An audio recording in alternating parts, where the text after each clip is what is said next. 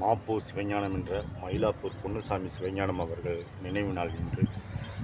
தேசிய இனங்களின் சுயநிர்ணய உரிமை பிரகாரம் தமிழ்நாடு தமிழருக்கே, தமிழர்கள் அதிகம் வாழும் பகுதியிலெல்லாம் தமிழர்கள் தன்னாட்சி உரிமை பெற வேண்டும் என்று முழங்கியவர் சுதந்திர இந்தியாவின் தேசிய விடுதலை போராட்ட வீரர், பத்திரிகையாளர் பொட்டி ஸ்ரீராமுலு அவர்கள்.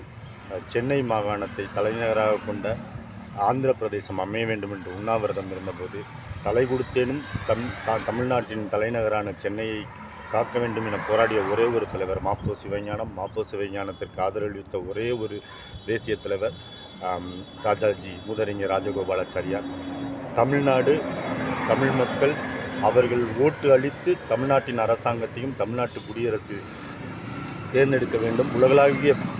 உலகளவில் இருக்கும் தமிழர்களின் தாயகமாக தாய்மொழியை தமிழாக ஏற்றுக்கொண்டவர்கள், தாய்மொழியை தமிழாக கொண்டவர்கள், அவர்களுக்கு தமிழ்நாடு தான் தாயகம். ஆகவே தனிநாடு தமிழ்நாடு அல்லது தமிழ்நாடு சட்டத்தின் ஆட்சியை மதிக்கக்கூடிய உலகத் தமிழர்களின் தாயகம் என அறிவித்த தமிழரசு கட்சியின் நிறுவனர், சுதந்திர இந்திய போராட்ட வீரராக இருந்தவர். 1946க்கு பிறகு எப்படி பொட்டி ஸ்ரீராமுலு ஆந்திர பிரதேசத்தை தனியாக சென்னையை தலைநகராக கொண்டு போராடி உண்ணாவிரதம் இருந்தாரோ, அப்போது நேரு அவர்களால் மதிக்கக்கூடிய ஒரே ஒரு தலைவராக தமிழகத்தில் வாழ்ந்தவர் மாப்போ சிவஞானம்.